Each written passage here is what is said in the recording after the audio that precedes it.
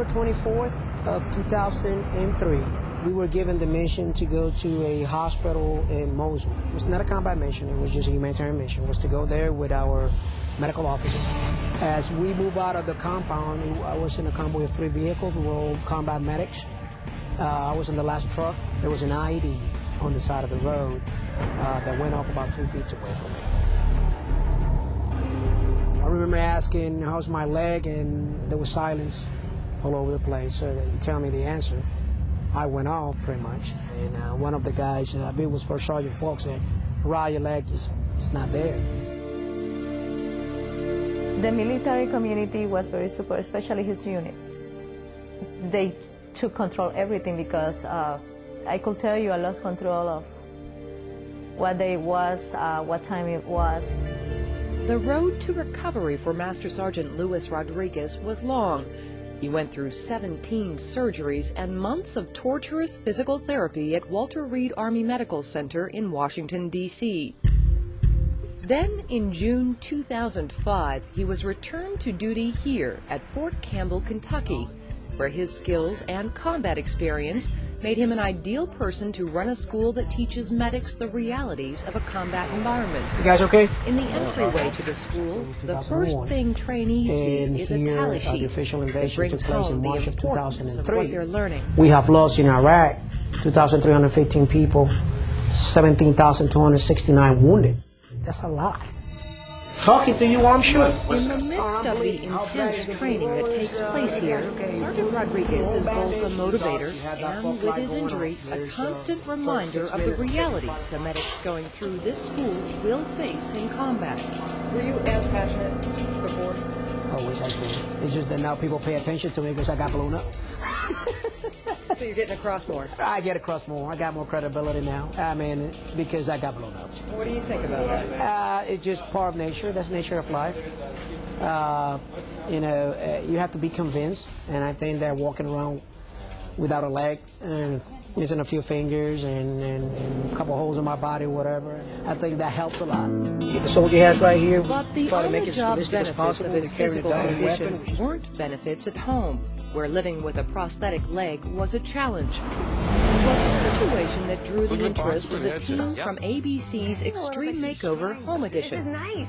This house is cute. Very nicely kept. For any other person, this would be a great little house, but for a man with one leg, it just doesn't work. Look at you standing right there. You haven't even put the crutches on, and you're Right, gonna that's break exactly something. what I'm going to try. Preston and I, when we did our walkthrough, first thing I noticed were a set of crutches there that I just put on and tried to work my way around the house to see how it would work with a guy on crutches. And, you know, it was tough. Look at how narrow that is. Yeah, not good. The Rodriguez Project was an opportunity John Gonzalez at Homes for Our Troops had been hoping for. I had been discussing with the show Extreme Makeover Home Edition for a while. When they called me that they had interviewed Sergeant Rodriguez and they gave me the background and they said, you know, we'd love to have Homes for Our Troops come down and help and be a part of the project so that they could, you know, help spread the word about what we were doing. Hello, Rodriguez family. I hope you guys are really enjoying your vacation. I'm standing here with Clay Powers and his crew. Holy cow. Look at all these people. These are going to be the guys that are going to help build your house. But first, we're going to do a little something we like to call demolition. Are you guys ready? Let's tear this house apart! Oh, yes! Sheetrock's flying off the wall. We see holes being punched in everywhere. Oh!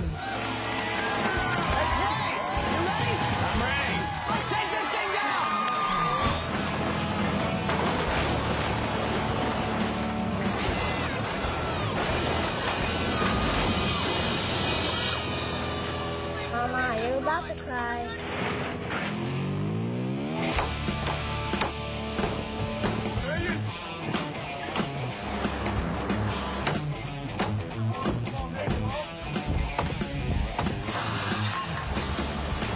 All the windows are in, all the roof is completed. Job is looking very, very good. Go inside and we'll have a quick butcher's. So the first thing you notice right off the bat is all the floor space. Check it out. We've got plenty of room for most to get around. Guys, everyone, great work. Thank you. We're nearly there.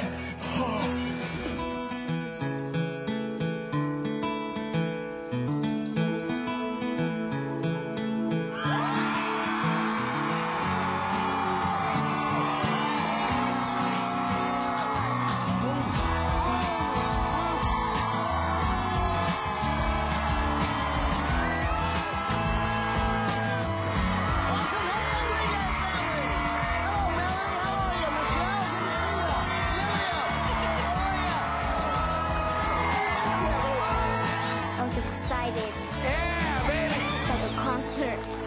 Bus driver!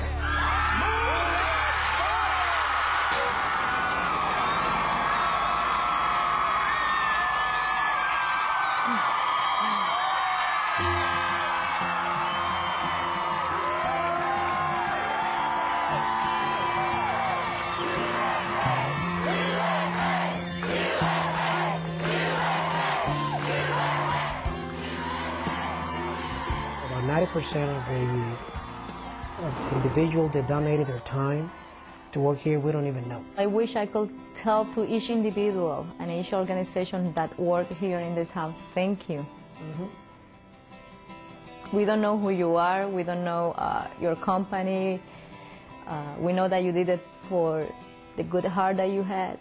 You get to see I guess this is the true meaning of serving others, I guess, and Support the troops. and how to support the troops regardless of any political decisions or whatever. It's a way to support the human soldiers, the soldiers as humans.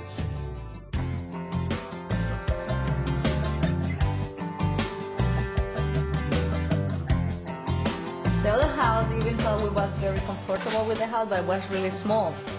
And after the accident, I was very worried about him because he had to manage everywhere in the house, to manage with the crutches, and he was having a hard time. Now he walks freely everywhere around the house, so this is fantastic. As far as the square footage, living space is double. It was 1,400 square foot, the old house. This one is 2,800 living space. There was another big bonus from the Rodriguez project. Some items salvaged from the original Rodriguez home were put to use helping another soldier. Hey, Louis, how you guys doing, man? You remember when I called you and asked you if it was okay if we donated some of your stuff, like windows and doors and appliances? We got in touch with this organization called Homes for Our Troops. They've actually built a house for a double amputee who lives in North Carolina. And you actually know him. He's a soldier, and, well, you met him at Walter Reed Hospital. Well, his name is Bobby, and here he is. Well, you want to say something to Sergeant Rod? You did a great job. You're doing a great job now. You deserve everything that you get. Keep doing the great job you're doing training those medics. Keep the rest of us safe. They're the ones who helped us with Lewis's house. It's about we're all Americans and Bobby's an American soldier, and we're going to do the best we can. We're going to make this house great for him, right? Before I knew it, these guys had already started ripping out the walkway, ripping out the front porch. All right, demo has begun on Bobby's house. Homes for Our Troops really takes care of the guys who take care of us. Louis! On the second day of the two-day project, a surprise volunteer arrived. But I think they're spending time, helping the guys from Hope for Our Troops to do this. It's real good. The soldiers helping soldiers, so that's great. It was actually really nice to have Lewis back there helping on Bobby's house. We needed all the help we can get. Right about there, right? Yeah. How do we pay guys like Lewis and Bobby back?